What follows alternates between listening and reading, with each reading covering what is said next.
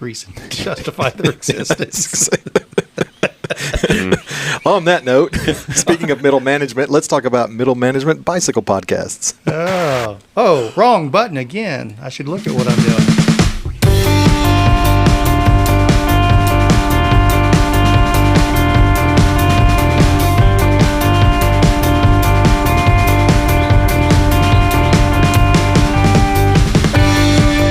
Hello, everybody. It is once again ShiftLess time. And we are fortunate to be joined, at least for this episode, by the one, the only... DJ Caleb. Yay. That's the weakest. I know. That's the most appropriate part. There we go. There we go. Yay! All right. One of these days, when we're big time, we'll hire a producer. Oh, man. I feel like that's who I was supposed to be at first, but somehow I got wrangling into... Nah, talking more. We like you just where you are, buddy. Brad, can we get a weather report? Man, it's a little humid, but it's going to be a beautiful day. Oh, along those lines, if you guys want what? Got some. Oh. You guys like stickers, right? I love stickers. Did you give Caleb his stickers yet? I did. Okay, yes, I got them, and I need to send you some cash you need for that. You need to send it to Brad. Oh, that's right. Brad said I owed him. I'm not sending him shit. Don't send me anything.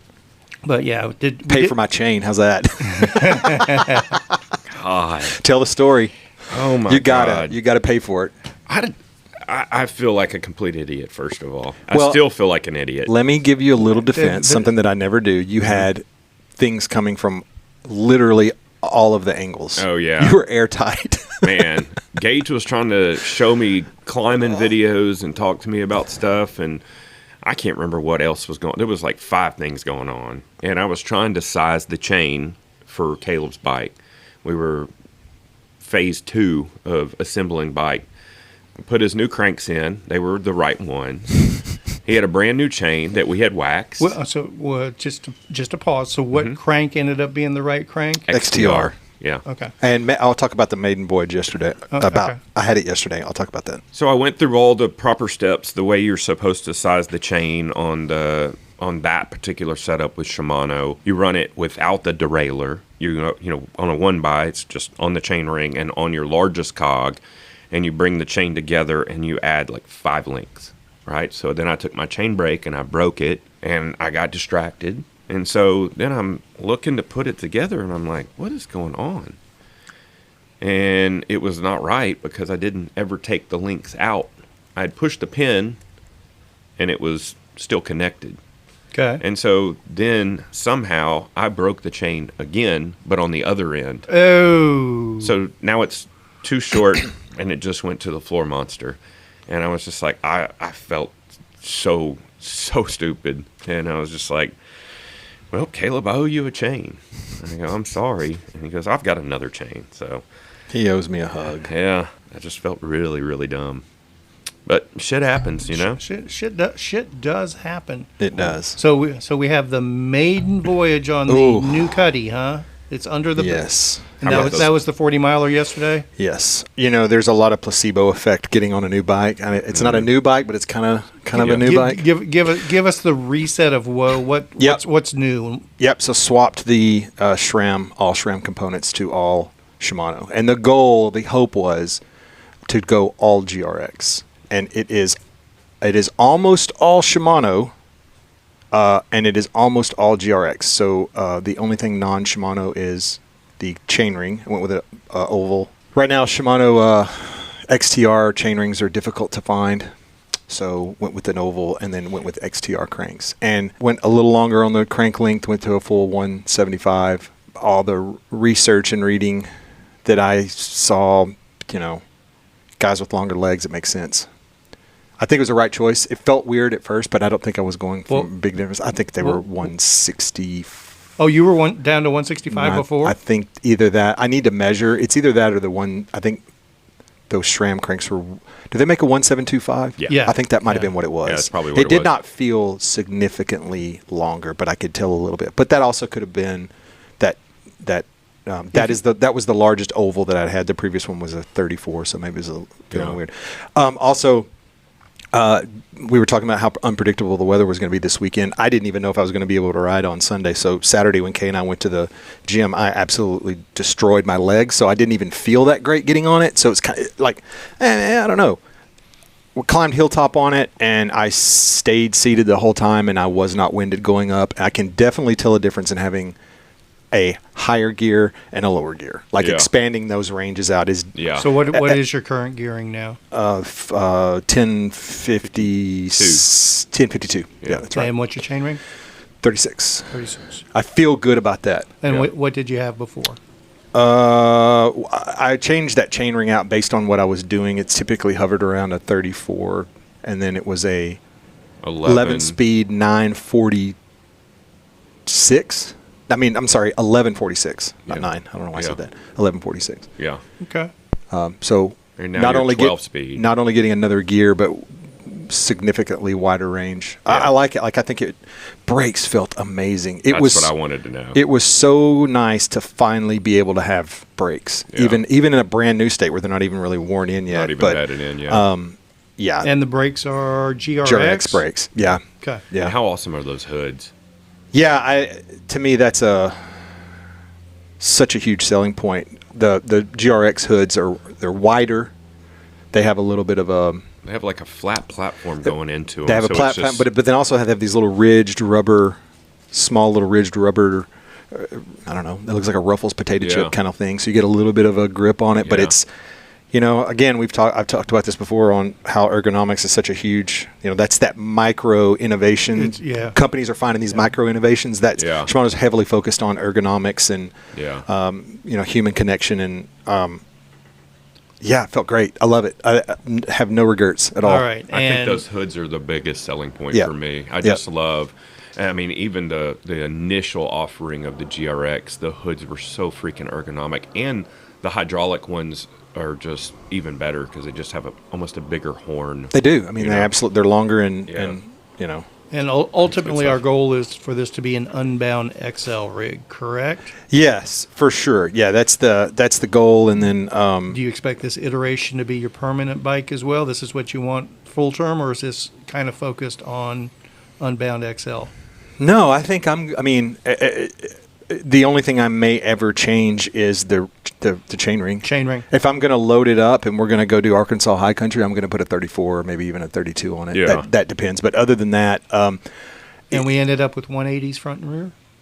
We ended up with a 180 in the front and the 160 stuck in the back. It stayed. Yeah. Okay. So that worked out. That was the only. That was actually that was the least expensive.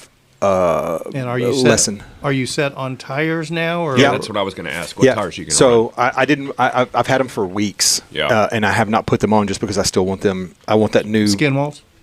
No. Wow. But that's okay. That's okay. That's all right. I deserve that.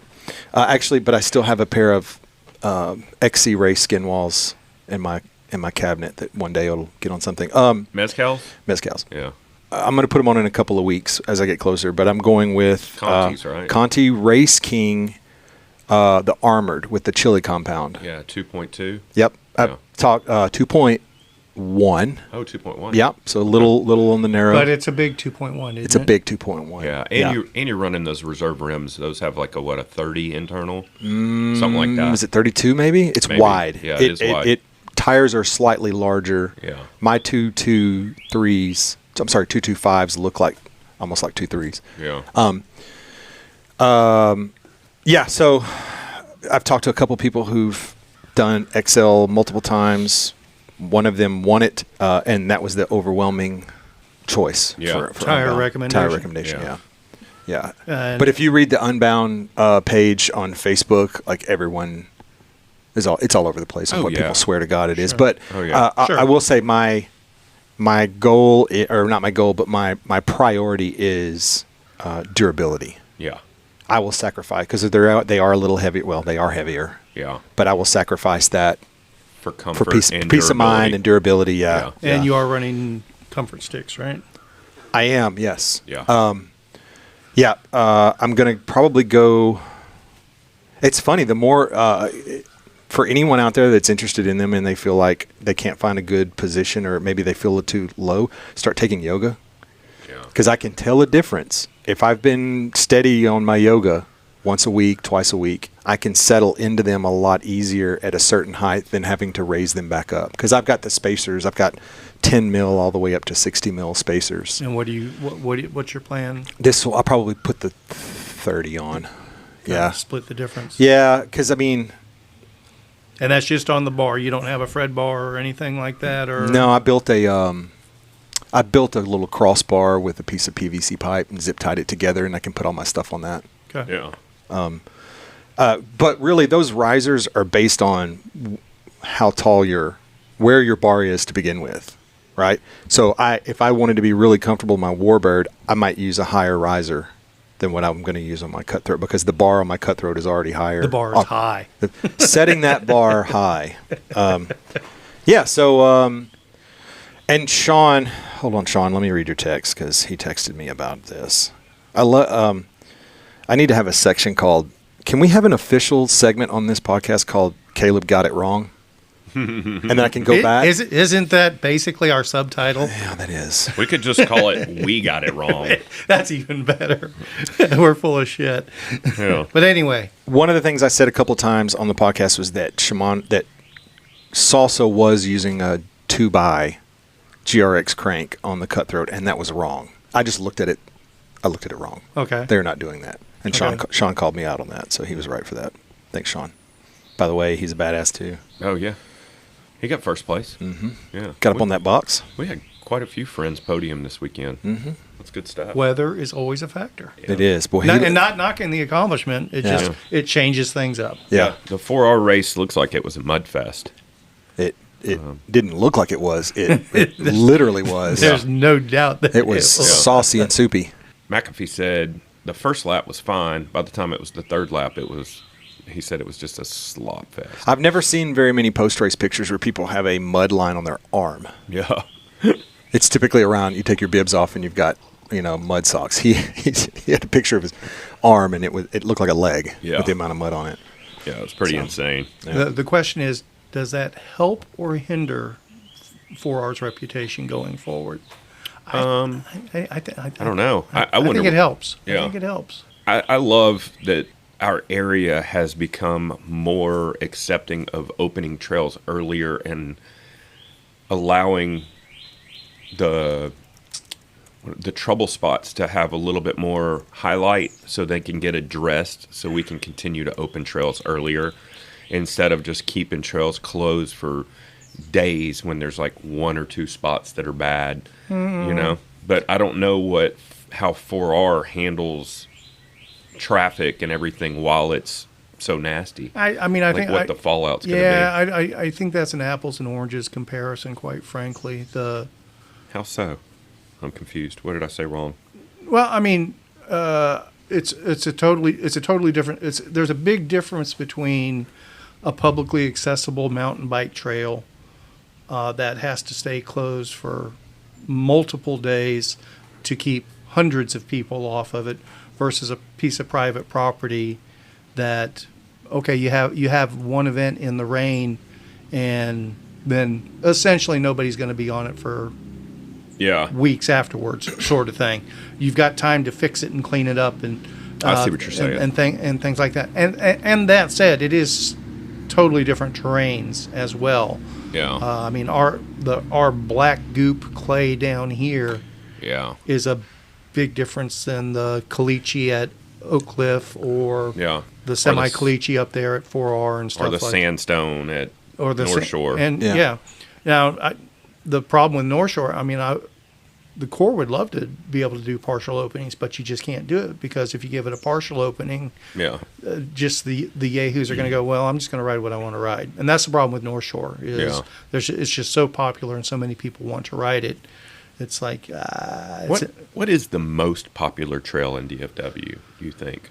When you say popular by people's opinion of enjoyment or utilization? It'd have to be North Shore. Yeah, you think so? Might be Irwin these days. Could really? Be. Well, I mean, you've got multi-use of that. It's a big population center. Yeah, I mean, don't get me wrong, North Shore is as well, but I mean, correct me, maybe my impressions were wrong but back in the day, my perception was RCP was the popular trail. Yeah. And that's like really just, I mean, it's not like it's non-existent. I'm not implying, but it's nowhere near the top of the popularity heap that it used to be back in the day. Yeah. I mean, back when we were running TNSS there, that place stayed thick with riders. And I don't ever go over there anymore, so I don't really know. I need to go back over there and ride, but so much going on in cycling news. I can't keep up. I'm going through my links that I've saved, and I'm just stacking tabs on my browser right now to talk about. Well, stuff. let's start with the last one you sent. Yeah, what's up with Raceface? My guess, their site was down, and I'm hoping that it's just. My guess is just it's a domain issue. Yeah, I think somebody forgot to renew the domain. Somebody's about to get fired. Yeah, as of recording this, the Raceface website is not working. It's just going to some generic landing page that points you to affiliate links for something else. But Raceface is owned by Fox, and the other subsidiaries like Easton and Fox and everything like that, their sites are running. Back to Unbound real quick, because I had more questions. Are you going to run any bags? What bags are you going to run? And what's your hydration situation? Yep. Are you tempted to get the new Revelate bag that goes between your arrow sticks? How cool is that shit? I literally have it pulled up. So I was have you seen this, Kevin? I have not. I was trying to find it on Revelate's site. They on this Velo News has a link to 5 new or 5 of the newest. Not necessarily just new companies, but new releases coming from companies. For bikepacking, and Revelate has a couple of new stuff. And I think he misspoke or mistyped, because he said they were available on their site and they're not listing it. So Velo, when I did the RAD the first time, and I was using the bar yak system, which I like, but the problem with the bar yak system is if you have longer arms or shorter arms, you can't make any adjustments to it, because the bar is what it is. There's no, and so I felt a little hemmed in. But what I noticed is there's a space in between the bars and my front roll, and it was this nice pocket about, I don't know, 6.5 inches around and maybe 3 inches deep of just this area of empty space. And I thought someone needs to build a cargo net or some little pouch, because I was stuffing and the bar yak has the bar across the front that you strap. So literally underneath was this perfect little cradle, and I was stuffing trash and T-shirts or whatever thing. And I thought, oh man, it would be cool to have something. And then, it's one of those ideas that just goes away. But then Revelate does this where it looks like there's only one photo, and I don't even think they have a name for it. Showing a small seat bag. Yeah. Oh, they're calling it the Tarsier Cargo Cage. Tarsier. Tarsier? Tarsier? I don't know. Tarsier? I don't know. Like I said, I was looking for it on Revelate's website, and I can't even find it. It's like a little cradle that goes under. Of course, we don't have any photos other than this one, so I'm thinking it's a cradle with a pouch underneath. I'll make it the episode photo this week. Okay, and then there's a small pronghorn dry roll that's coming, instead of horizontal to the road, it's perpendicular to or parallel to the road. And then it's got a strap over the top. So what it does is it has a narrow spot to carry your front roll as opposed to horizontally across your bars. Yeah, makes it more aero.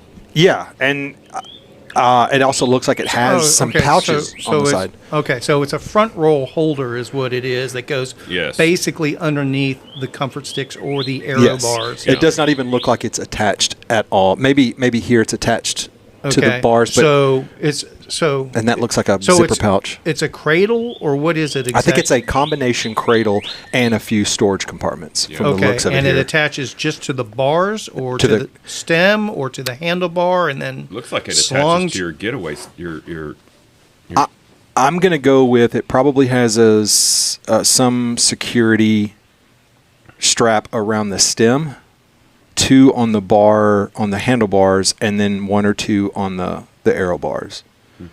Okay, so this is cool, and I'm hoping that it's restricted to a small size. Not recommended for carbon bars. I would not do this. I would not go bikepacking with this, with something heavy.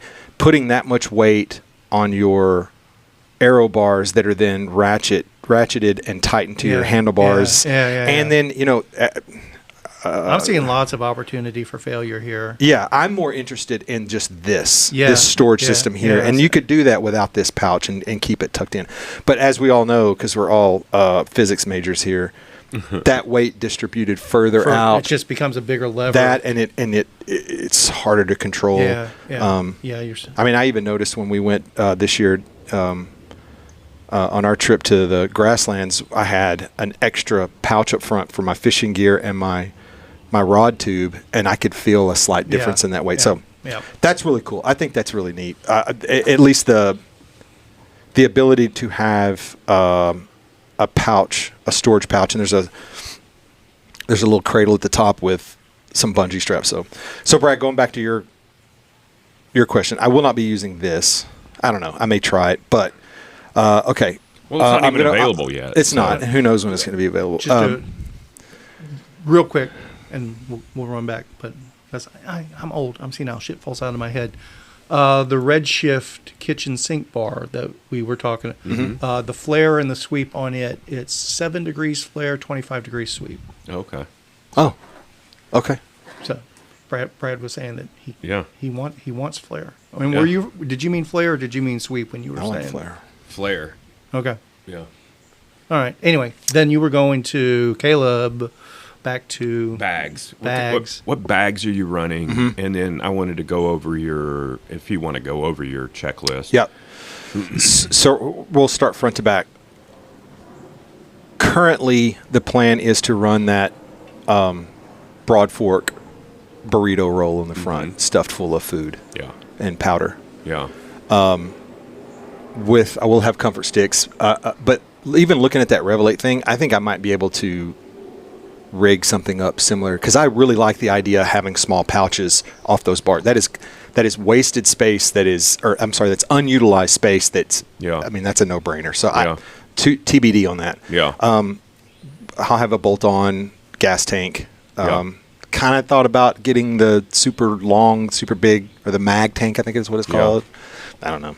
I like the closure on those. The snap. Yeah, when mine dies, because I have the old one that zips down both sides. Oh yeah. On my Fargo, yeah. And it's not the easiest or fastest to access. Where that mag tank, you can just flip it open and it just closes super easy. I will say, after lots and lots of use, the plastic part that holds the top and bottom clasp get a little loose, and when you first buy it, and when it's fairly new, and I mean like a couple of years usage. Yeah. Because I've had that thing probably 6 years. When you get something out of it and just let go, it just snaps right back in spot. You don't have to connect the two. Right. Sometimes now you kind of have to guide it in a little bit. Yeah. I'm about 80% sure I'm going to run a half frame bag with a hydration bladder in it. I've got that Ore Cycling hydration bladder that's long and skinny, that's built for their own half frame bag. I've toyed around the idea of using a full frame bag. I like the idea of having more space, but that's a sale on those crosswinds. And remind me, what's the mileage on the X? Is it 300? 356. 356. Yeah. And around, here the key is, it's around 75 miles per convenience store stop. Yeah. And there is no water drops. That is your. So what I've got to do. So your resupply is roughly every 75 miles. Yes. So I have to be able to carry, and I don't think about nighttime. Is that 24 hours available resupply? Yes, they're all from what I've been told, they're 24-hour stores. Yeah. And even so, even if they weren't, it wouldn't surprise me if they'll be open anyway. I mean, they expect this kind of thing. How many XL riders are we expecting this year?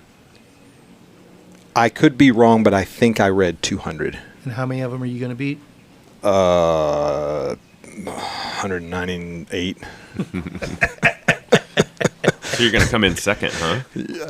I'm sorry. I'm going to beat one. Oh, okay. Sorry, I didn't. Justin Carey. Yeah, that's the only one you're worried about beating. I'm not worried about. I'm worried about beating the clock. Yeah. That's my concern. What is your goal? What is your goal? 36 hours, right? That's not my goal. That's not your goal? Well, that would be coming in at that's too close. What do you mean that's too close? What's the cutoff? 36 hours. Is it? 36 hours is the cutoff. Shit. Okay. Yeah. So 10 miles an hour. Yeah. Wow.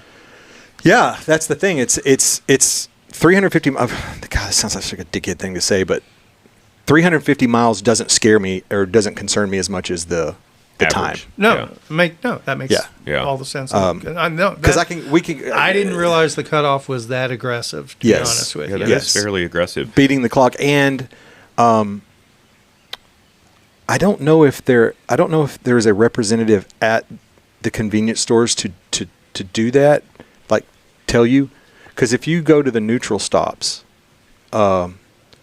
or any of the time stops on 200, if you don't make it out of there at a certain time, they will say, hey, you can keep going, I guess, but you're officially you're not going to make that off. So anyway, my thought on food and nutrition is, what do I have to carry to get through 75 miles in the middle of the day in the heat? I don't care about nighttime. I mean, you use less water. I mean, historically, that race, like Kevin loves to say, weather's always a factor. I've been there before when it was 100 degrees and there's no reprieve because there's no trees. There's nothing there. Before that rainstorm that came in the middle of the race last year, it got very toasty like that. Yeah. Like it wasn't like, oh, it's getting warmer. It's like, holy shit. Yeah. Where did that come from? Yeah. And if it's windy, So start is Friday night? Friday, 3 p.m. 3 p.m. Yeah. So I'm excited. I'm excited to go and be there. Yeah.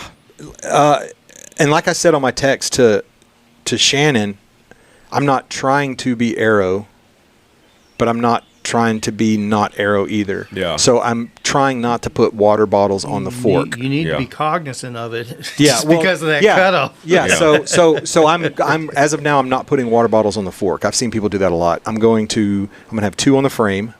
I'm going to have 1.5 liters in the frame bag, and then I'm going to carry a hydration pack. Oh, you are? Yeah, I'm going to do that. Yeah. How many? So how big are your bottles? They're 20 ounces? Yes, but I have to use a smaller bottle on the seat tube because of the half frame bag. Yeah. So I was looking into the B-RAD. I may do that. Dude, I think it's a game changer. Yeah, I'm probably going to go with that. I would get the slider edition too. I saw that. Okay. Fortunate enough, my Fargo, I did not have to use that because where the cages are, it works out perfect. The biggest thing I noticed is the first time I put it on, there was a little bit of adjustment because I was hitting like my ankle on the cages, and after probably 15 miles, I hardly ever do that again. And just for those that are listening that don't know what we're talking about, can you give the snapshot view of what the B-RAD is that you're talking about here? So basically, it turns your single set of bottle bosses into a dual, which it orients them side by side and offsets them at like a 45-degree angle from each other. So now, especially when you're running a tangle or a half frame bag, it's very difficult to access that bottle. A lot of times, if you're still running a single bottle, that bottle wants to push into the bottom of that bag. But with the B-RAD system, you have a bottle on both sides, so not only do you double your capacity, but now it's easier to access because it's actually sticking out on the side. And is this meant to be down tube only, or can it go seat tube as well? I don't know that I've ever seen. I don't think you could run it on the seat tube. I'm thinking not, but I'm thinking your cranks are going to get in the way of that. Yeah. What about underside down tube? Would one work there? And I think that's also going to interfere with your toes, your feet. Okay. I'll be honest with you. I'm still having trouble visualizing just the regular one not getting in the way, but maybe that's just me. You'd be surprised. Like those guys were probably sitting around drinking beer and go, "Hey, as long as your legs don't get in the way, this is going to work. Let's go try it." I mean, because when I first saw it, I went, "There's no way I could use that." And then everyone, I'm like literally like one of the only ones of our group that doesn't have one.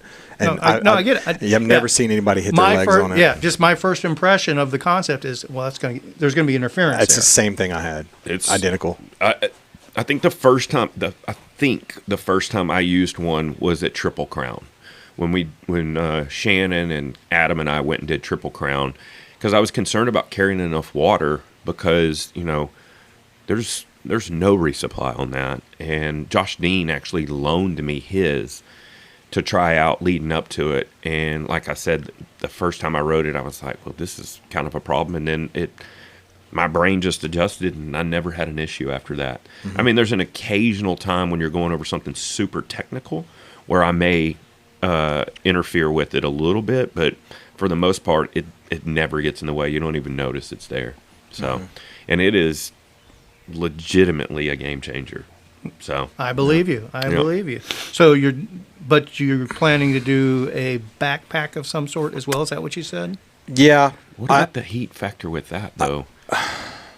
What else am I going to do? Yeah, I don't know. Like, but you're going to have 3 bottles and a liter and a half. Let's walk through this. Let's walk through this. And what about a mountain feed bag? You could carry an additional bottle there.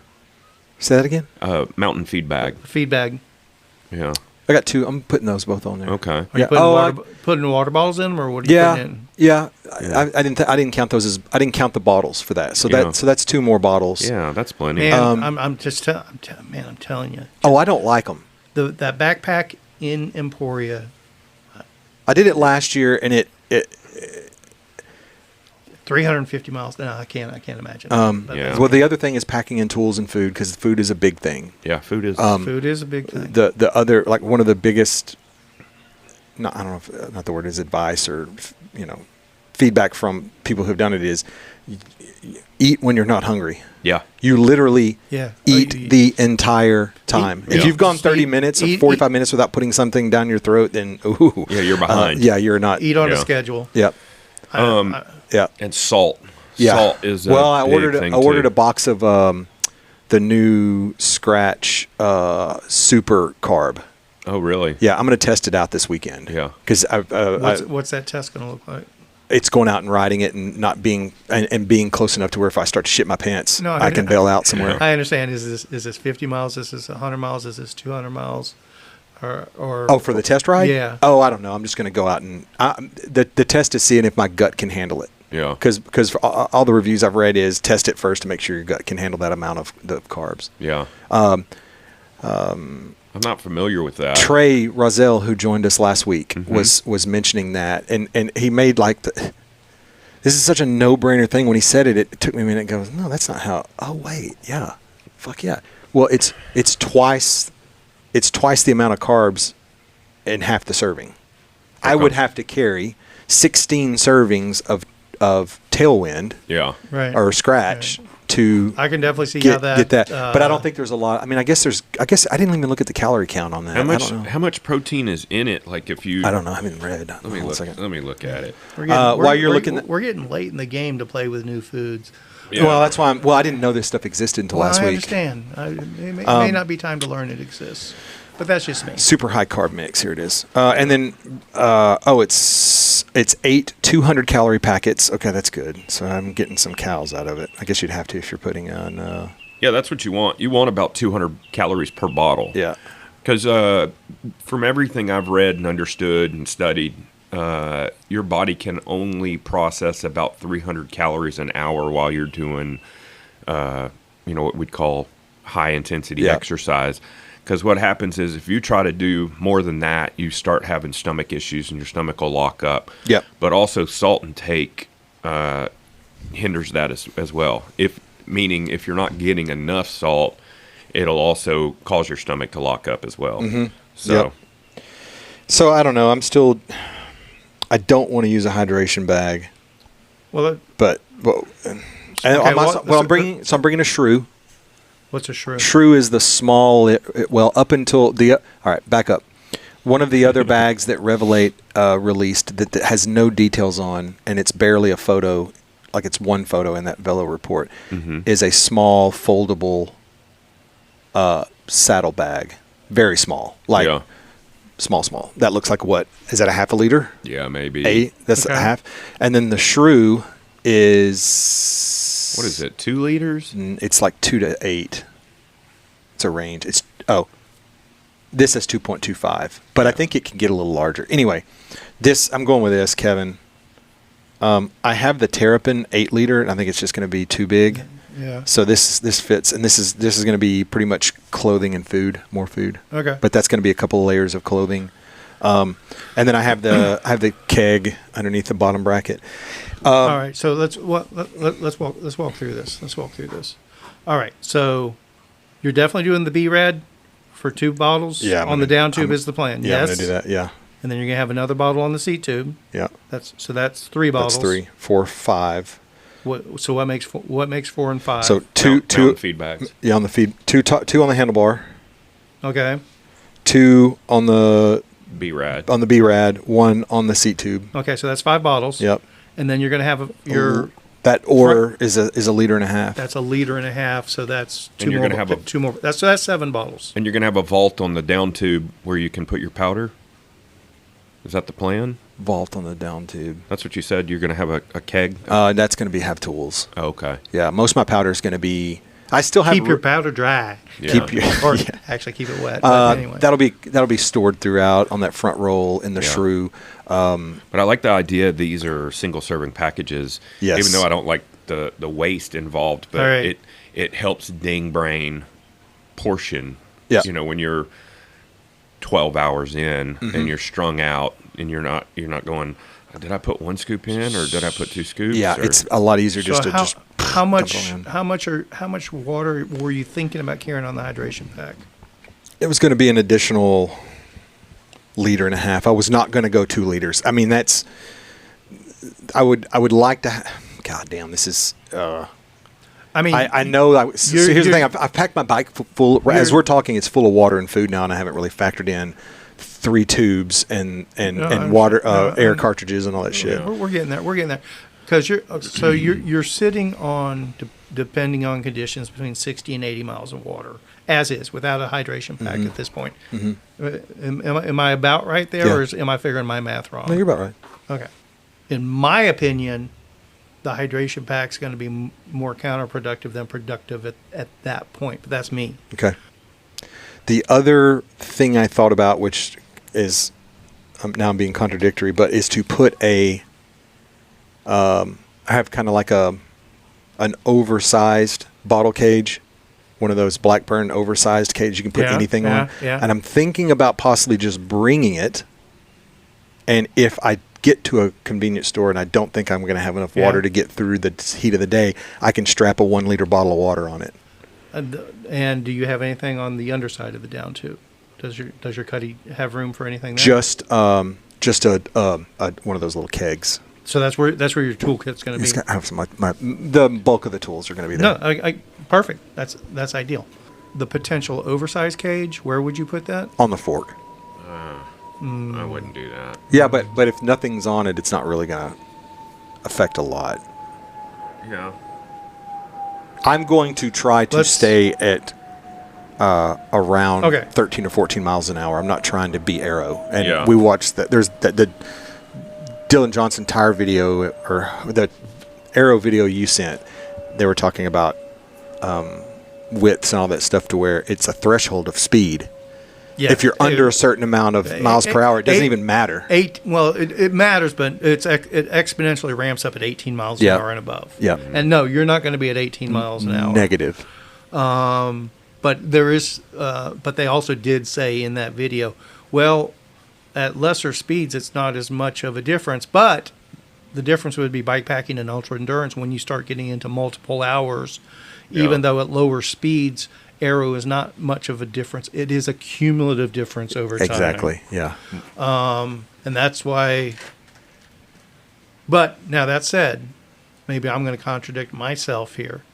If I had to choose between the downside of the hydration pack and the downside of fork bottle, I would go with the fork bottle myself. But that would be the direction I would go, because then I'm not seeing how I'm going to be able to forego fork bottle mounts and backpack. It's going to have to be one or the other. If I'm not riding a backpack, I understand. Because I'm going to run out of room for tools and other things. If I had to choose, I would go with the fork bottle mounts myself. Yeah. But I mean, everybody's different. All right. So we've got, except for, let's call it spare water. Mm-hmm. What you're talking about before the hydration pack or the fork bottles, assuming everything's going okay, you should have enough water to get from stop to stop with your bottle cages as described, correct? Yep. Are we all in agreement there? Mm-hmm. Yep. Okay. Is this stuff on your list? Is this everything else? No, or? that thing I sent you guys is just to check my math or my grammar or. Well, you misspelled battery, but Did I? yeah, Okay, so No, I didn't. yeah, you did. External batter. extra Garmin. Yeah. Walk me through the logic and what the extra Garmin is. Just in case my primary has a malfunction. It's never happened for navigation. And it's solar, so you're going to be good. I'm not worried about power Yeah. on Okay. it at all. So what would your extra Garmin be? My old 1030. So another 10 series. Yeah. Okay. Will you have earbuds or aftershocks or anything like that going? Yes. Just a prefaces Preface. for our one listener. These are non-food, non-mechanical tool items. Because I've got the other stuff down. This is just things I'm thinking of that they're outside that. I take the old Apple wired headphones. Okay. So Those don't run out of power. here's my recommendation. Because you're carrying a phone with you regardless, right? Oh yeah. Leave the extra Garmin behind Uh-huh. and just use the Ride with GPS app. Download it ahead of time, and there's your backup route. Yeah, I can do that too. Yeah, There. that makes sense. Yeah. Yeah. Yeah, because I've already got it on there. And I'm bringing battery, and I have a dynamo, so I'm okay on power. So you are going to run the dynamo. Oh yeah. Oh, you for your light. Yeah. Yeah. At nighttime, I'm running lights, and then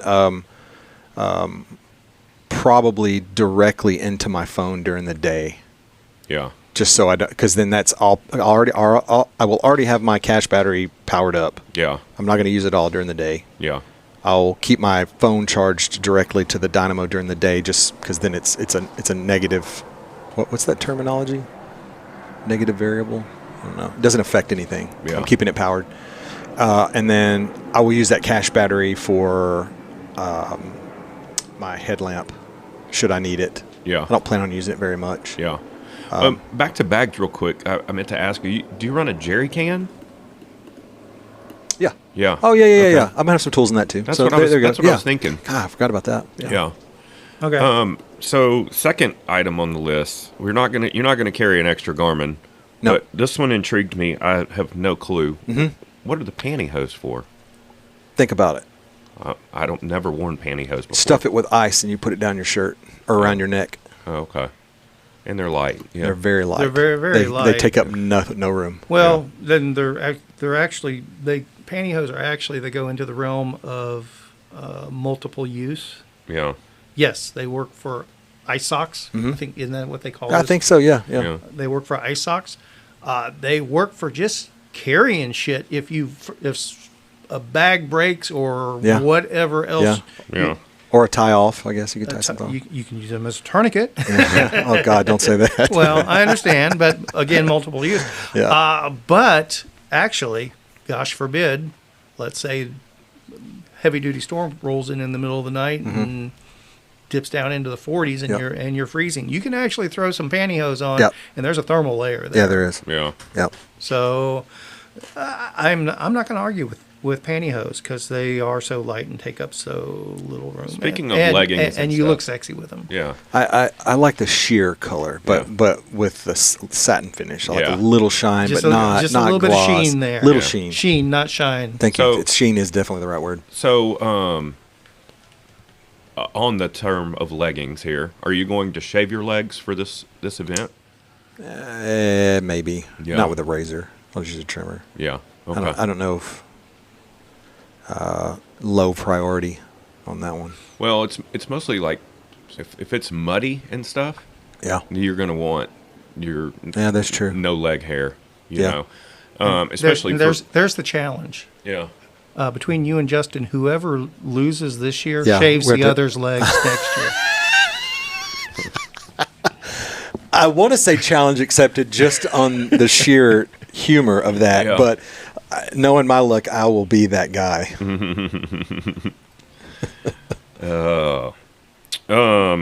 3 CO2 carts. Yeah. I agree with that, but my only caveat to that is, are you carrying a pump? Yeah, so I just got in this week.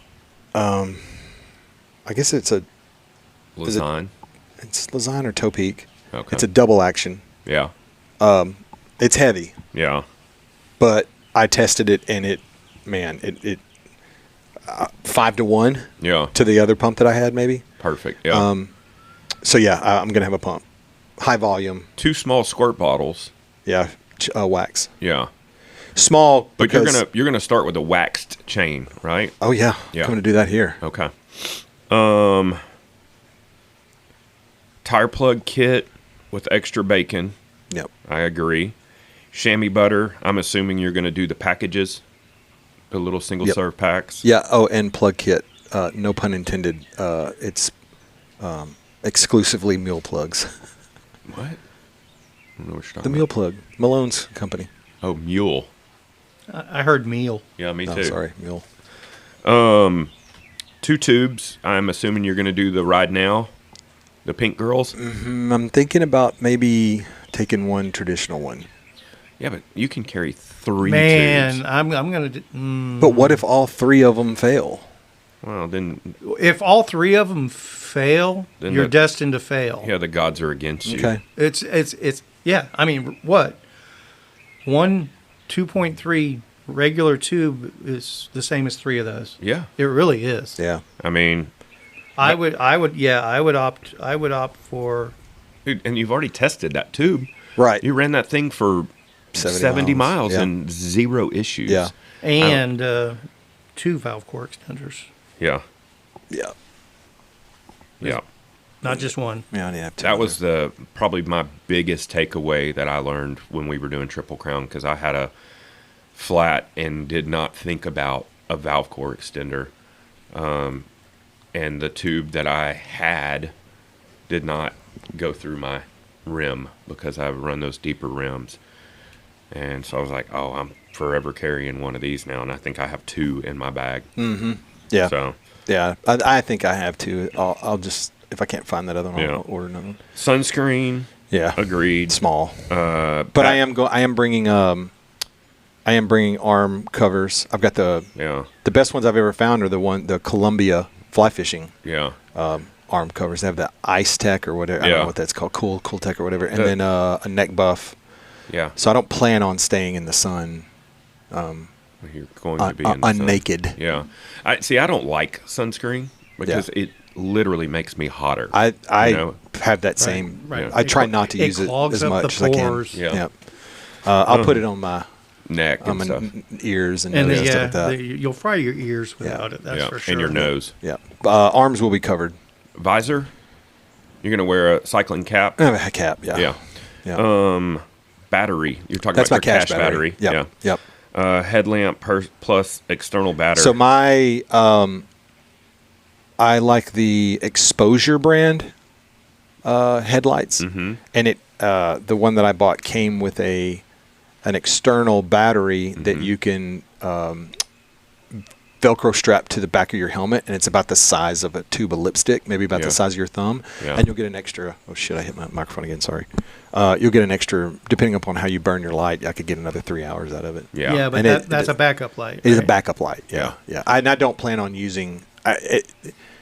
I don't necessarily see a reason why I need to run a headlamp at the same time. So you're if I'm going down some gnarly shit, I may turn it on just to get a little extra light. But my plan Just on so you right- don't outrun your light. Yeah, I don't. Yeah. Yeah. So I mean, your 36-hour cutoff gives you a full night and then 2/3 of another night, right? yeah, Yeah. yeah.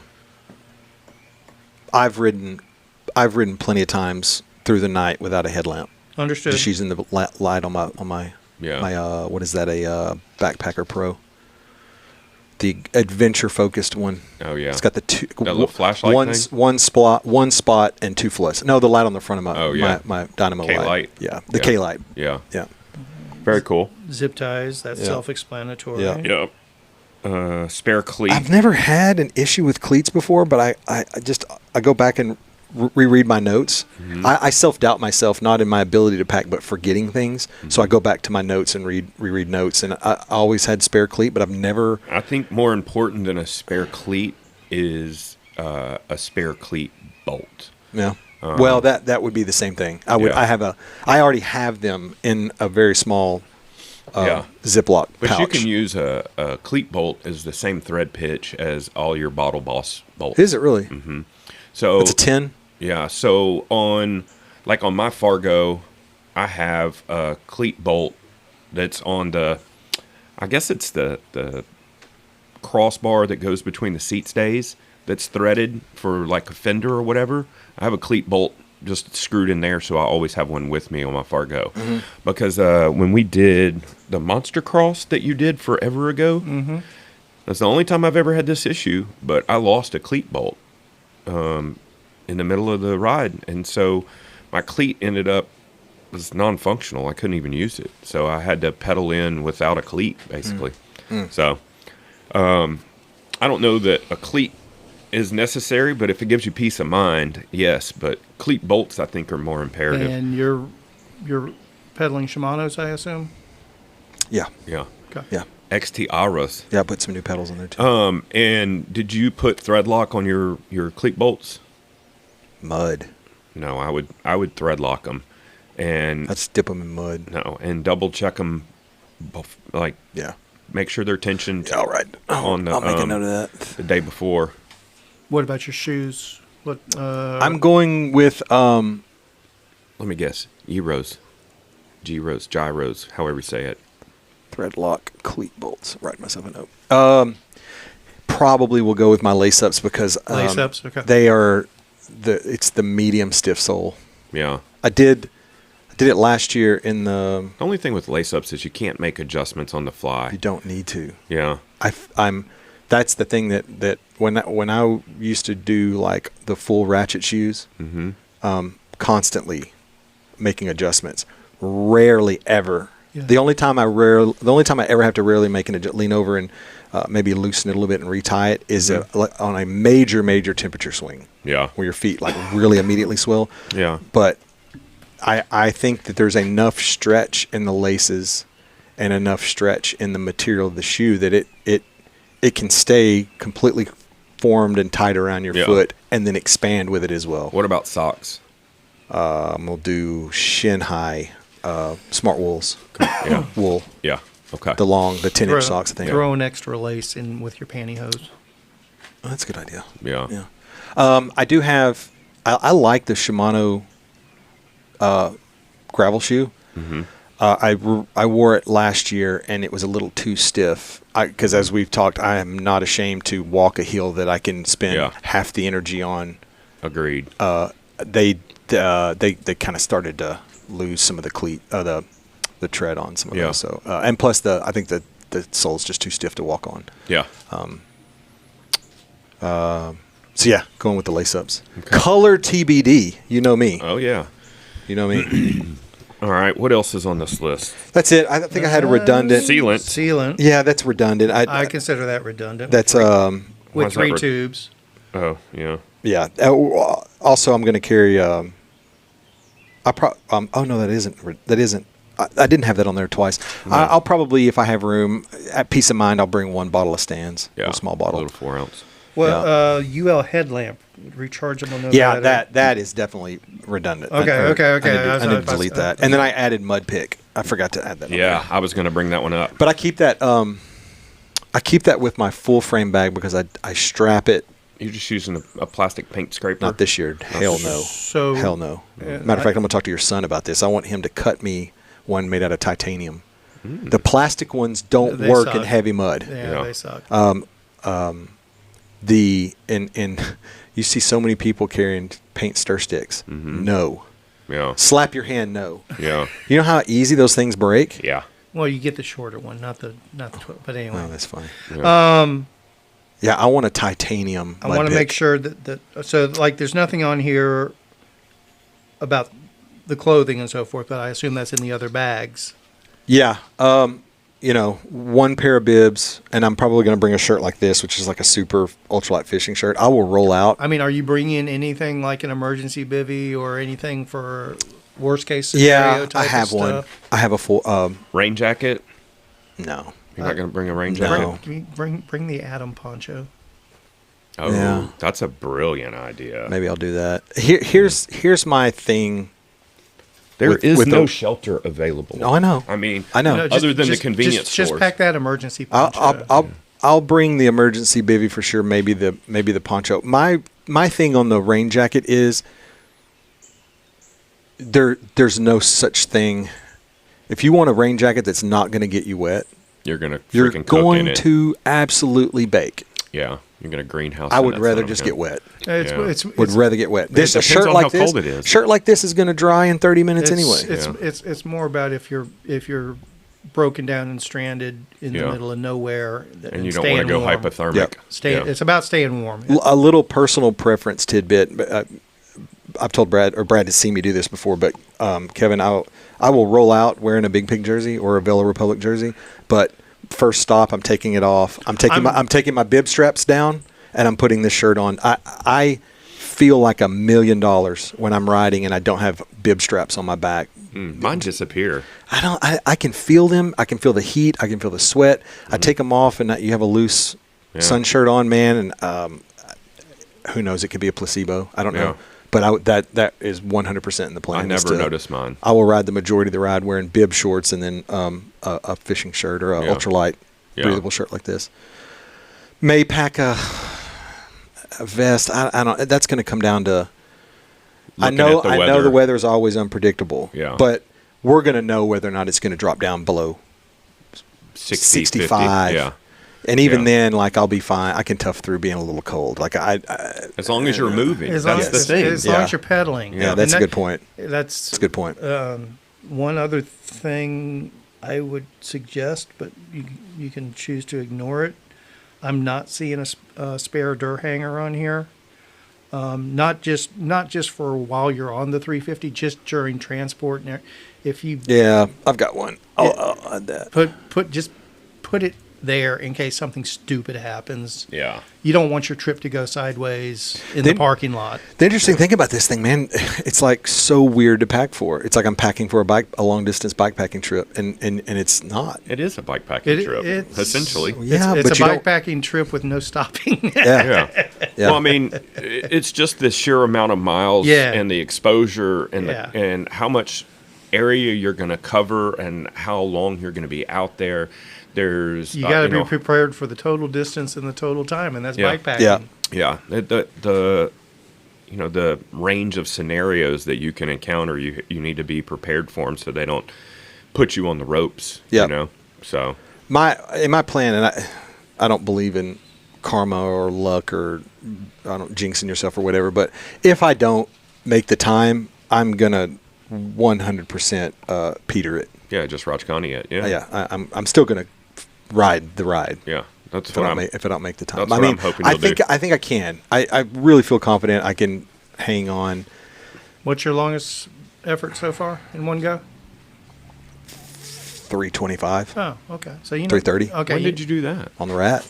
Oh yeah. Okay. You know what it's about then. Yeah. So there's no sense of the unknown. Yes. You know what you're up against. Yes. Right. Here. And I did that with a way heavier bike. And way worse weather condition. I mean, it was hot and humid that day. Yeah. And how many hours was that run? Do you remember? 32 hours. Oh, so you made cutoff there. Literally the same thing. Yeah. And that was with stops where I actually got off the bike and sat down to eat because I was. So you maintained an 11 mile an hour average for that. Yep. The big thing also is what you got to do is you have to, especially, and this is super important when you get way, way deep in the night and your brain is not functioning the way you want it to, have basically a checklist for the grocery stores. That's the other thing. Caffeine. Yeah. What are you carrying? Caffeine? Any kind of chews or caffeine tablets? I will stay caffeinated in the night. I will not do much caffeine during the day. Yeah. Just because of its dehydration properties. Yeah. But I mean, when it's I'm just going to hit Red Bulls when I hit the stops, and then that'll be enough for each go round. I mean, I've tried the caffeine pills before, and it got me. And I was careful not to even take the correct dosage. I was halving it, and it made. I think it affected me more mentally in the negative way because I started self-doubting everything because I was my brain was firing so hard, and I'm like constantly. Yeah. I don't know. I wasn't hyper, but I was just second guessing everything, and it kind of threw me off a little bit. And just when you're riding at like 5 or 6 o'clock in the morning, right before sun up. Oh yeah, no. I think on my checklist at every stop will be a Red Bull. I think that'll be enough.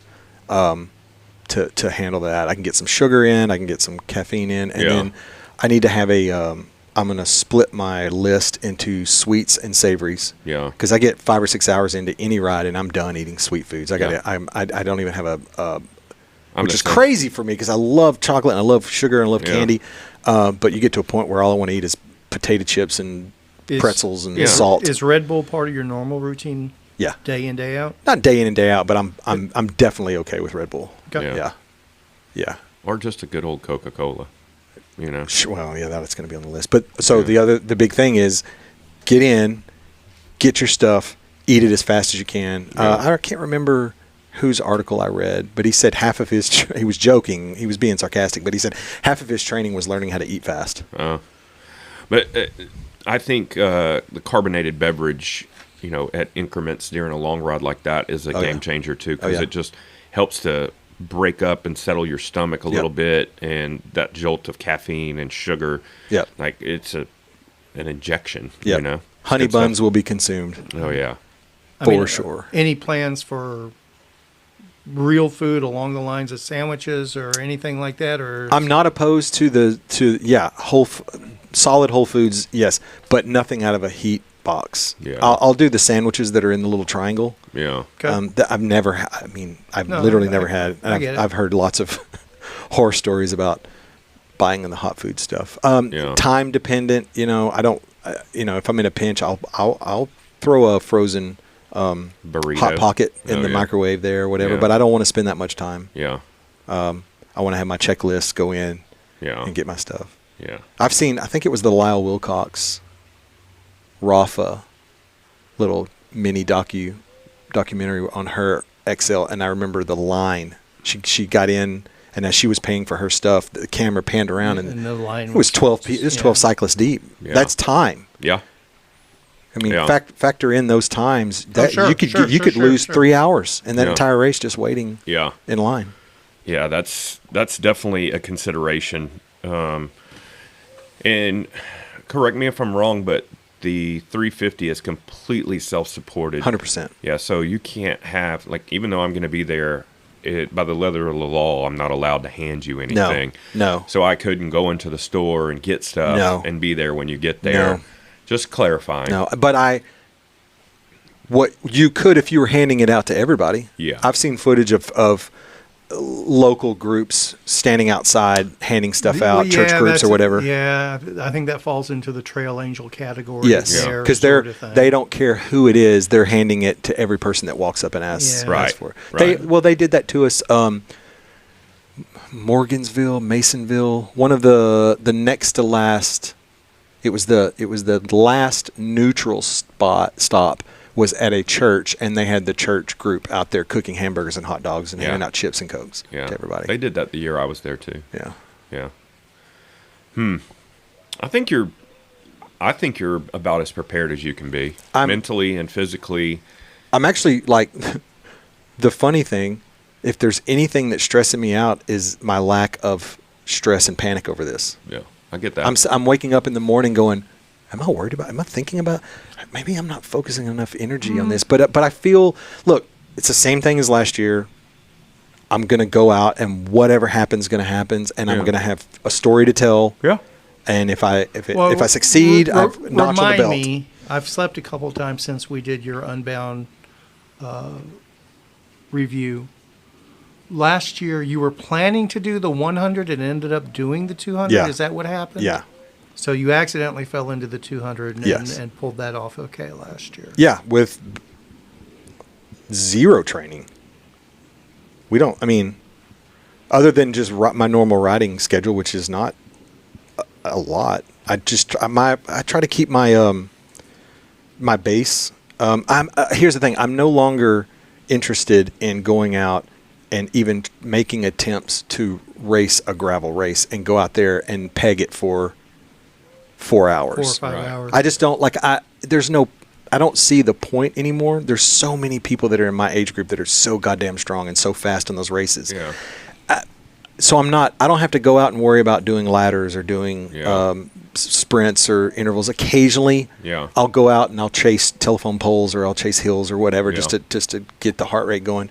but I try to keep my base at such a normal level. Yeah. How many hours a week do you ride these days? 8. Okay. Yeah. About 8 hours.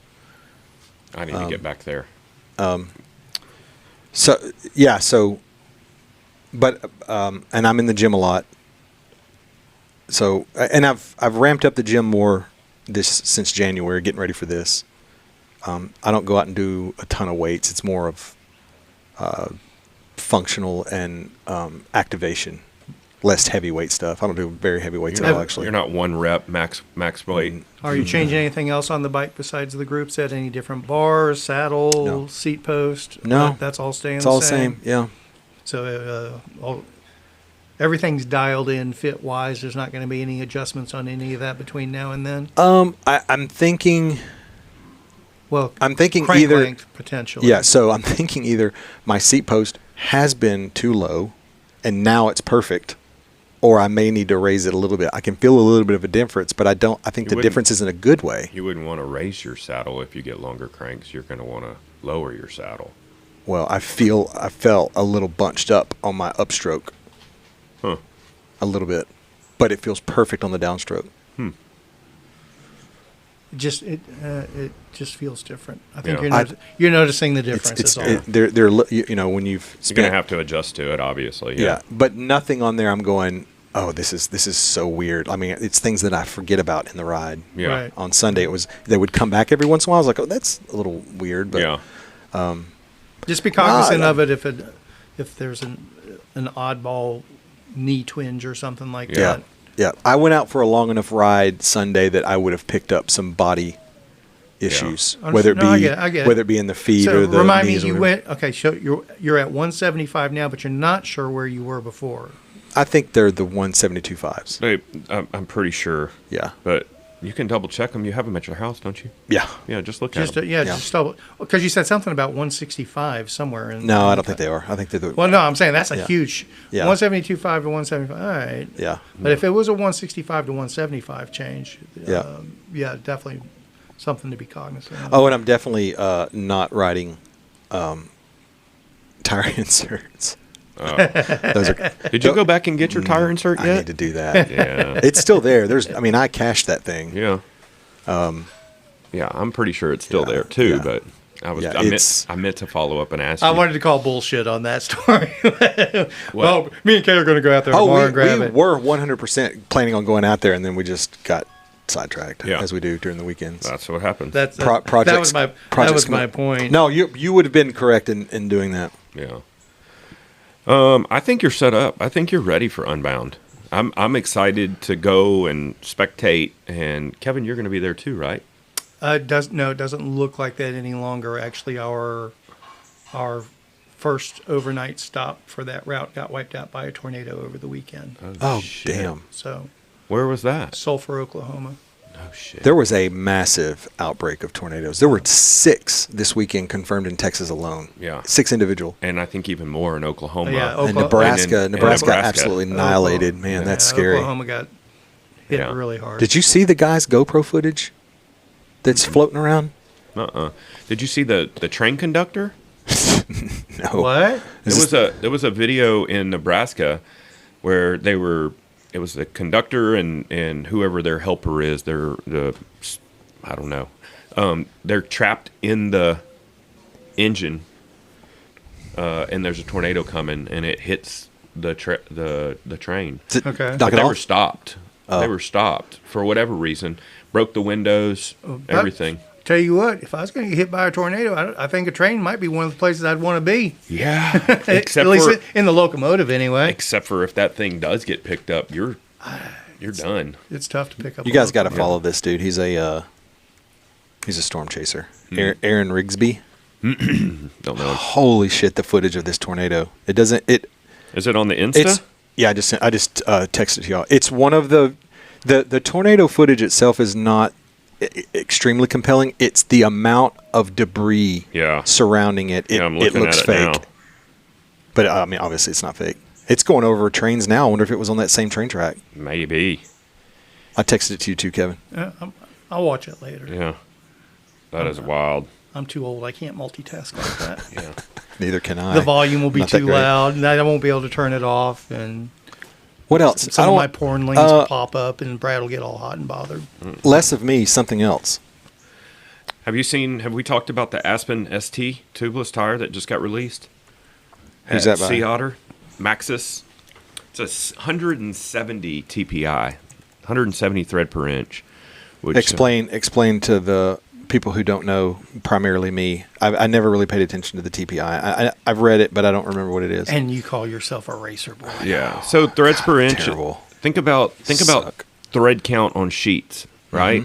The higher the thread count, the softer the sheet. It's the same thing with tires, Right. essentially. So your shitty tires off the shelf, like a non-folding tire, is like, I think it's like 27 TPI. Okay. And then, man, I'm wondering. I don't know if they What's have the downsize for really high? Thread? Is there So it's maybe super weight? supple. Oh, okay. Super supple. It's a lighter weight tire. They start getting expensive. Expense and durability. Okay. You know. Okay. It's a race tire. You know. Kind of like your race mezcals. They're real thin. They're a lot softer. Typically, you'll have a softer compound in the tread as well. This is almost like a file tread, this tire, but it also comes in a 2.25 2.1, 2.25, and 2.40. and a 2.4, which I'm interested in the 2.4. Why would the 2.1 be a 60 TPI and then the two larger ones be a 120? Is that application or is that It's just a cheaper tire. okay? The 60 is going to be a lot cheaper. The But is there a significance to the size of the tire for that?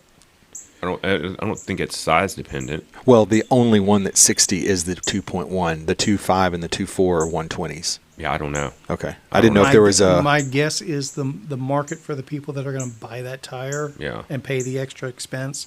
The 2.4 is kind of the XC racer boy tire these days. Yeah. Okay. I'm trying to get my hands on some of these tires. I want a pair of them just to run, just to try them out. The story with these tires is they've been available to pros only for the past 5 years. And, No kidding. Yeah, and they've won multiple races. Obviously, the tires didn't win, but the tires were on the bikes of winners of past events for the past 5 years, big events.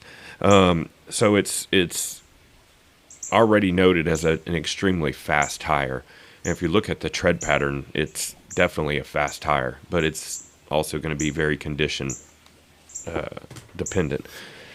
So, Did you get a chance to watch that Sea Otter video? I certainly did. Have you seen that? Which one? The Lifetime Fitness. The Lifetime Fitness Sea Otter coverage. I got halfway through it and got sidetracked. Yeah.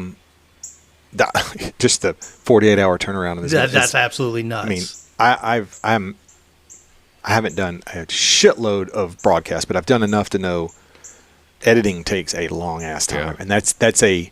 And it was put together. It didn't look like somebody just threw it together. No. That was well done. I mean, you go into that; those guys are getting paid, and they go, "Okay, we're not going to sleep for 2 hours for 2 days." Yeah. I'm curious, just from a production standpoint, production nerdery, are they just staying there and editing it there, or are they uploading it that night and someone's downloading it and they're editing it in a suite? I don't know.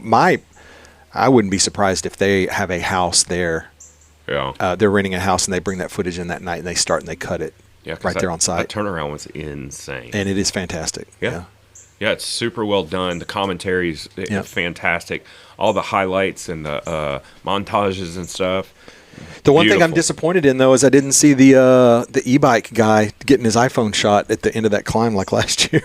Oh, there is an e-bike commentator. It's one of the commentators is live. Mm-hmm. He's on the course with him on the course, racing. And he's Tim Johnson, I think. And he's on an e-bike and he's following the race leaders. Oh, that's cool. Commenting real time. Yeah, that's cool. Pretty cool, man. Yeah. So, I was very impressed. I mean.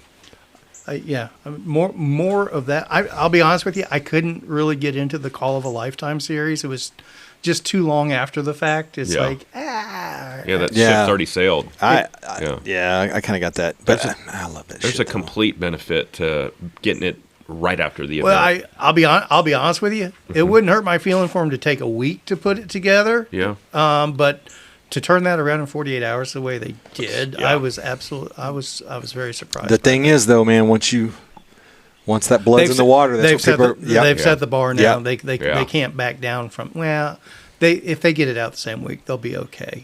Yeah. And Sea Otter is a little bit of a different ball game because the show and the expo and everything, and the industry presence is such a huge. It is deal the biggest bike event. Oh yeah. Period in the Well, United except in the United States. Definitely in the United States. Yeah. I think Taiwan's bigger, but Yeah. it's not as relevant to. Yeah, but I mean, with the race combined and I think they said they had 300 different vendors there. Oh, 1,000. Oh, 1,000. Yeah, Oh. I would. Yeah, it's probably closer to that. It's insane because I've watched 15 videos of people highlighting products there. Right. There's and so many. There's not much crossover. Well, the stuff I've seen. Oh, look at this. What's that? I found another on bikepacking.com. There's a Sea Otter finds, and there's more Revelate bags that are new. There's a bunch of panniers, which we all did not like. But oh, look at there. There it is. There's that. What's this thing called now? There's the view we're looking for. Yeah. See? What is it? This is the bar bag or the. Yeah, but what site? bikepacking.com. Okay. On their blog. So they have more photos of it's called the Becca. The next bag, Becca, 2Ks, Bekka. I've never used aero bars. I don't plan to start it anytime soon, but they're forthcoming. No, it's called the Pitchfork Aero Bar System. Well, that makes sense. Yeah, that's a really great name. Pitchfork is awesome. That's an awesome name. That right there. I mean, I would use this and just not roll the pronghorn. This bag here, Kevin's probably called a pronghorn. It's their ultralight roll. But I would tuck this in and not let it extend past this. And that this right here could be. Heads up, bikepacking.com. We're stealing an image for our episode cover. So. Yeah. Yeah. Forewarned, forearmed. And that's not a zipper Send pouch. the cease and desist to Caleb. That's not a zipper pouch there, Kevin, but that is an elastic pouch, and you can cinch it up. So this cinch system is very much like their I like that feed bag. I like that. I want to know right now when it's going to be available. Matter of fact, I'm going to email them and tell them I want to use it for Unbound. That's cool. That is pretty cool. Oh, it launches this summer. Okay. Dang. Well, I'm going to email them anyway. We're almost done. episode. Don't they know we're 60 famous? Of ShiftLess, brought to you by Revelate. That would be pretty cool. I've been a Revelate fan for a decade plus. What else? What else is going on in cycling? Fill us in on stages. What's the deal with stages and Giant? I saw the link and I didn't have time to read it. As predicted, you pretty much you called that. it. You did. I mean, it's not a done deal or exactly. We don't know exactly where it's going, but it sure does look like Giant's the one that's most likely to pick up the stages pieces. Well, because Stages is indebted to them for, I think I read to the note of 14 million. $14 million in arrears of the 20 of the 20 that was loaned. Okay, maybe that's what it was. That's what I read. I could have Something misunderstood like it, but they picked up some of the Stages talent are now on the Giant side of things. Yeah. So basically, Giant's just going to take them in. Are we going to see, and maybe this already exists, I don't know, I'm not a road bike guy.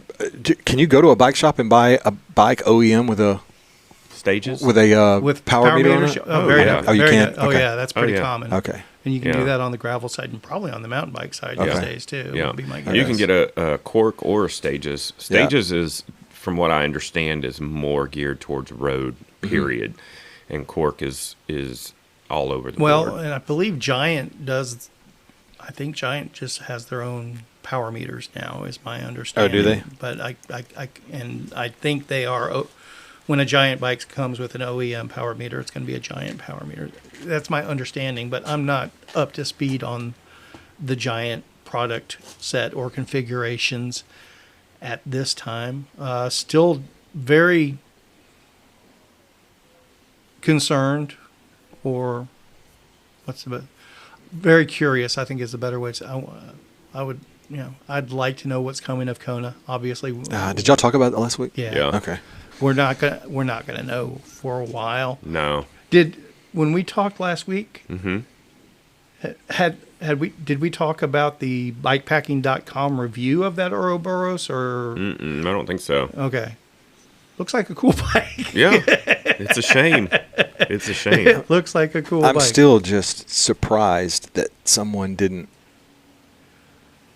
yank the e-brake on the development, I think, knowing with the money. But then they hired that guy. The CFO that they hired came in after they had already developed that bike. So maybe that's the reasoning behind it. The owners of the company. That's what I was talking about last week. Was my expectation is that they actually had that bike designed and in process before Kent bought them out. Oh yeah. And so it was already going down the pike, and Kent. Now that's what's starting to come out is that basically Kent got involved with the bicycle company and had no idea how the bicycle business worked. Yeah. They thought it was going to be just like the outdoors business that they were familiar with. And it took them 2 years to figure out they were so far outside their element that they couldn't fix it at that point. My guess is they saw this new bike coming and expected that was the 2 years for this to come about. This was going to be the next big thing in the bicycle industry. And they probably thought that was just going to be the salvation for the company. And they got up to it and realized, oh, well, this might be a cool bike, but there's a bunch of other cool bikes these days too. 2 years ago, 3 years ago, if that Ouroboros would have come out and you get an Ouroboros or a Cutthroat. Those are kind of, but there's so many other bikes that are, even the Loft Sigla's in the mix now. Yeah. That Canyon Grizzle. The Felt. The Felt. That bike's cool. So there's a lot of cool mountain / drop bar bikes out there right now. Maybe what Kent thought might have been something kind of unique and filling an unfulfilled niche. And well, there's plenty of niche fillers now. Yeah. I feel like the bike industry is like the baseball winter meetings when you're excited about who's going to go sign with who. There's so much change going on and companies doing this and that you wake up and it's a new new landscape every day. That's the big thing right now. People, obviously there's lots of knee-jerk reactions to what's literally a headline a day at this point. Yeah. But the reality of it is a lot of the headlines we're seeing now, it's stuff that's basically been shit in the bed for a year or more now. Yeah. So it's not really having a direct impact. It's just the attention it brings to that particular product. Just coming into the light. Company at the time.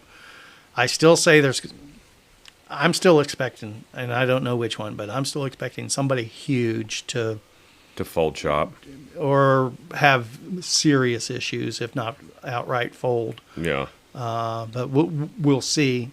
But even saying that, I do think the actual effect on the cycling industry, I think we're at the bottom of that per se. There's still going to be headlines that are made. There's still going to be companies that go out of business and shut down and so forth. But all that's already done. Whoever is surviving at this point is probably going to survive. I think we're at the bottom where things start going up. I mean, it's not going to be a massive turnaround overnight by any stretch of it. It's still a 2, 3, 5 year process for things to get better, whatever that looks like. Yeah. But I still think there's some big moves to be made. I would expect so. Yeah. I would definitely expect so. Yeah, it does feel like a house of cards right now. Yeah. Which is sad. It is, but I think everybody had an inkling that this was going to happen post-COVID. Oh, yeah. 2 years ago they were writing about this. I remember Devin and I sat down, it's probably been 3 years ago, when things kind of started opening back up and the cycling industry was going crazy. He was working at Hans Johnson at the time, And I was just like, what does this look like on y'all's side? You know, because they were getting containers in, and, you know, it was all hands on deck to get everything unloaded, get it distributed, because there was such a high demand. Yep. And then I told him, I said, you know, this is not sustainable. And I was like, the repercussions for all of this is going to be insane. And that was in the height of everything. I was telling him, I was like, this is going to be scary years from now. And we both agreed, and we talked about, you know, all the warehousing and logistical issues and stuff. And I mean, I think for as ignorant as I was at that time, I think I was pretty spot on. But the thing from my end that was so eye-opening about it was just how quickly it turned over. So from doing the stuff that I do, obviously during the height of COVID and before the crush of people buying everything outdoors related, obviously everybody just contracted, everything shut down. Nobody was wanting to do any business.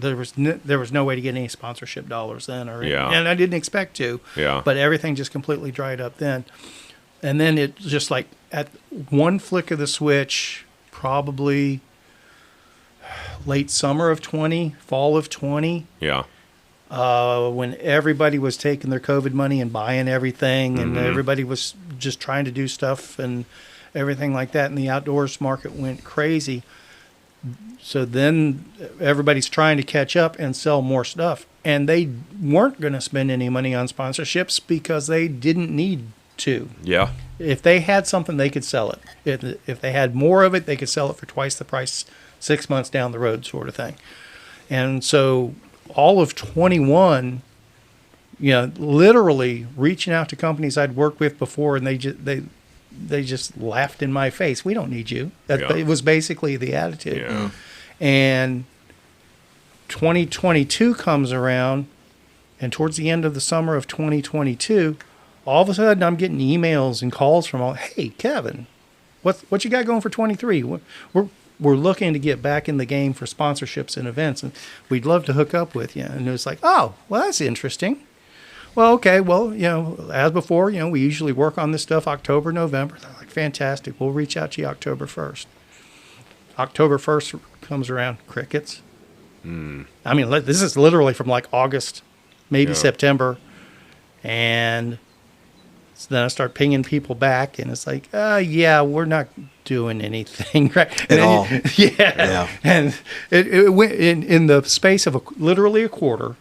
It went from, hey, the world's fantastic, to everything's gone to shit. And that was October, November 2022. I knew that was going on with the bicycle industry then. And that's what I've been talking, you know, that's when it's like, things are going to get weird in this industry. We're going to go super grassroots.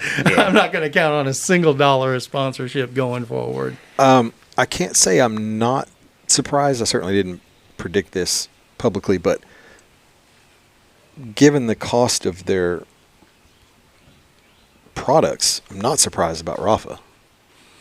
What happened with Rafa? What do I know? What do I not know? Well, I sent a link the other day. But I know. I didn't have a chance to look at it. No, I mean, so far it's all it is shutting down their Bentonville retail location and laying off a few employees. That said, but think of the location. That's my they're not closing the South Lake location. Or the Austin location. That doesn't bode well. That's one of the locations you sit on as a loss leader. Yes. You go ahead and keep making that investment just for appearance sake. Yes. And that's my big concern. And I think I may have even included that, you know, so what does this mean for Northwest Arkansas? The Walton family money isn't as readily available as it has been in the past. Because I guarantee you, it's not city, county, state government in Arkansas can't support that. Well, aren't they already doing that? I mean, the city. No, it's private investment from the. My understanding is the majority of it is foundation dollars. Yeah, at least the catalyst that started everything. The influx of money came from the Walton family to create all the infrastructure, Sure. build all the trails. But from a maintenance standpoint, I don't think that they're not the primary money man for the maintenance and the upkeep. I think are they I still? could be wrong, but I think they are. I mean, they don't. Okay. Unlike DFW Dorba, where we have volunteers for trail maintenance and cleaning and organization and all that, they have paid staff that maintains and builds trail there. So and it's private companies. yeah, No, that's what I'm saying. I think it's the private companies that are doing this. I was under the Yeah, but impression. they're funded. Okay. Yeah. Okay. And That's it. and I mean the city may pitch in some. I'm sure Well, there's that's what I'm saying. I mean, the that's city's what- got the tax revenue that Yeah, they ought to be I able was- to help. Again, if the city of Arlington doesn't have the tax revenue to properly support a mountain bike trail, how is Bentonville going to? If Fort Worth can't properly support, Oh, that's true. Well, So- the thing is, though, Arlington is not a biking mecca. The majority of the revenue that comes into Bentonville is either through businesses or through tourism, which is almost like probably 75% of the tourism is based around cycling. You know, agree. I don't dispute that, got to water your grass. but that doesn't mean that Bentonville actually has the capability to support that. Yeah. That's what I'm. We're ju- Even if We're just speculating. we are, Yeah. Yeah. because we're a bunch of idiots. All I know is just the municipalities and city and county governments I've worked with before, that level of support for something like that just would not be in anyone's Yeah. budget. I mean, that's something that Dallas Parks and Recreation, the bandwidth they have just to keep stuff mowed. Yeah. Yeah. Yeah. Oh, yeah. Let alone, because, well, let's go back to the net. Just the maintenance on the net to keep that, what they've done, which they still haven't completely updated the net, but the parts that have been updated, they can't keep what's been updated maintained. Yeah. Granted, Farmersville and Paris and Clarksville and New Boston, whatever other cities are along the net, they're not a Bentonville, but Bentonville wasn't a Bentonville until the Walton money came in Right. to That's the true. equation. Yep. So without that Walton money, I'm not saying it's not there anymore, but Yeah. going back to what you're saying, for Rafa to shut down in that specific location, that's It- a less than it's ideal indicative- optic. It's indicative of a much bigger thing. One would think. Yeah. Would think. But we're just speculating, and we're not knocking anybody. I hope. Yeah. I hope Rafa is in. Yeah. I good don't want shape anybody to lose their job at And- all. and all that. So I don't want it to sound like I'm painting a negative picture. Yeah. But I think it would be a huge shift to that area of the country if the Walton Foundation or those investments do start going a different direction towards different industries or whatever. It would be huge. Speaking of shifting, did you see the link I sent you, Caleb? I didn't even know this animal existed. Yeah. I wasn't aware of it either until we saw it. It's been around for a while. It has? Yeah. The auto shift. Yeah. So Shimano has an auto shift, where I guess it's an algorithm-based shifting. I'm assuming it's specifically for e-bikes. It is. I'm sure it is. Yes. Yeah. But then they have, if you click the tab next to that, up top where it says auto shift, they have free shift, which this is also, I believe, an e-bike. But I guess it's completely different, and the auto shift shifts on its own. But then this is a free shift, so you can shift while you're not pedaling, which previously you'd only been able to do that with like a roll-off, internal geared hub. Or a transmission. Yeah, but still you have to pedal the transmission. You can shift not pedaling, but No, you still have to pedal to ramp the chain. okay. Yeah. Anyway, go ahead. Yeah, I just think it's cool to see them just continuing the technology, Yeah. And there's some more of that tech that's coming through, but yeah, we did not work on. It's cool. We did not work on all of this, but I'm aware of Yeah. some of the stuff that's coming from it. Yeah, it's pretty kick-ass. Yeah, I mean they are, like I said, I told you guys this last year. they are all in Yeah, on the E. that is cool. Yeah. I'm getting less in on the E. Are you? You Don't have worry. one, but you're the one that you. I like my e-bike, but the more I ride it, the more I recognize it's not riding a bike. It's a totally different. It is a different It animal. is a totally different thing.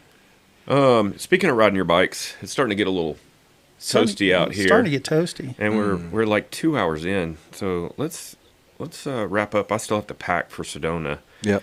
And Hey, have fun out there. I can't wait. And I've got to get my Blackthorn off the wall and go through it so it's ready to shred. Am I the last one that rode that 2 years ago at Probably. Rule of Three weekend?